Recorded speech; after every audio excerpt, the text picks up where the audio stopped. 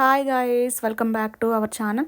So biryani చేసుకున్నప్పుడు రైతా లేకపోతే ఎలా అండి? సో కొంతమంది పెరుగు చట్నీ అంటారు, కొంతమంది రైతా అంటారు.